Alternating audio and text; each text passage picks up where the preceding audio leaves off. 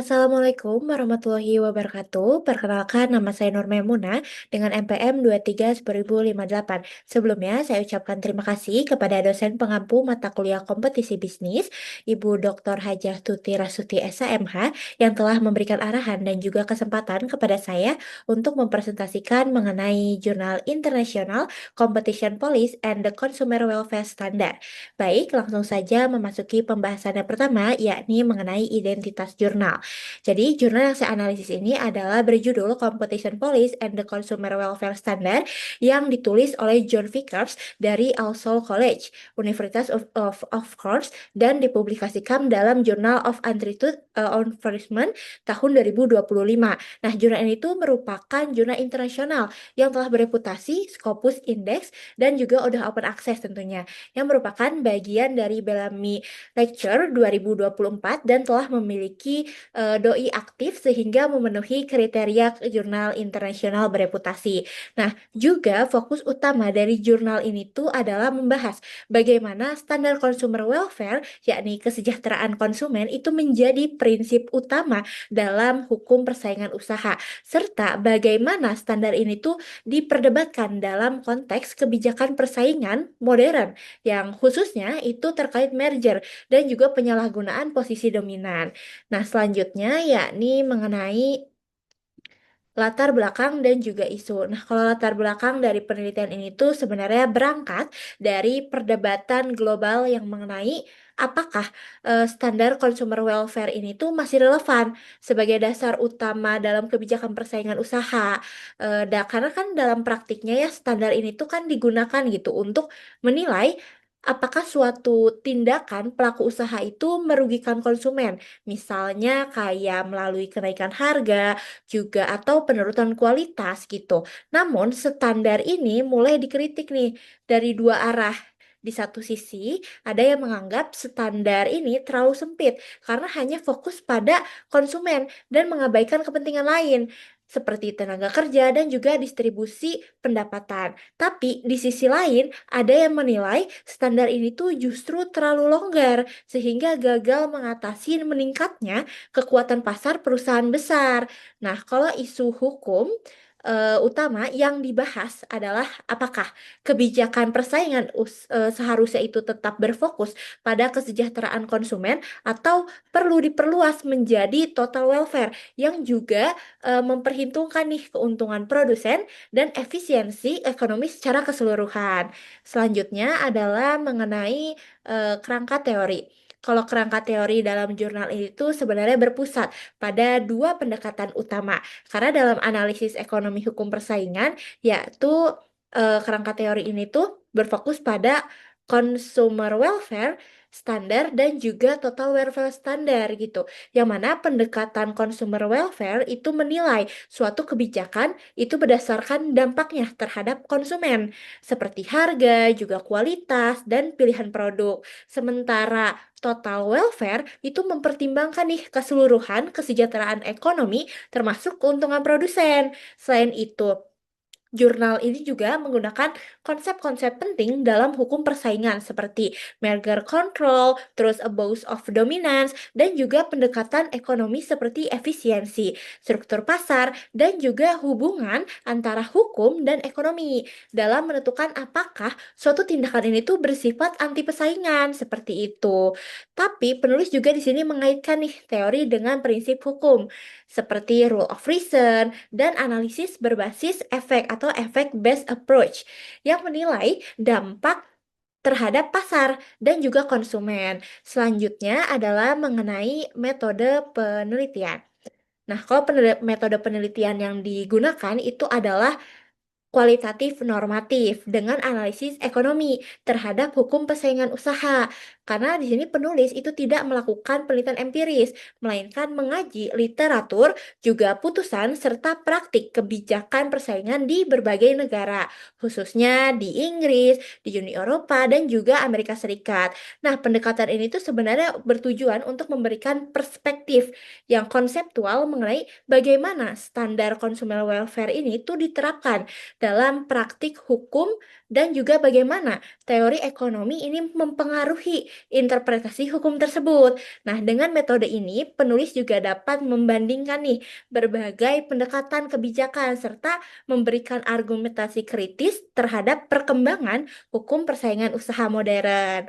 Selanjutnya adalah mengenai temuan utama. Nah, kalau temuan utama dari jurnal ini tuh menunjukkan bahwasannya standar consumer welfare itu masih merupakan prinsip yang paling relevan dalam hukum persaingan usaha, ya meskipun masih memiliki keterbatasan.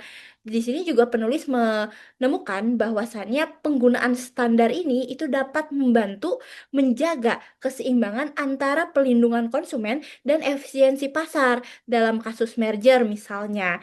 Nah, standar ini tuh kan mencegah ya praktik yang meningkatnya harga ya meskipun menghasilkan efisiensi bagi perusahaan.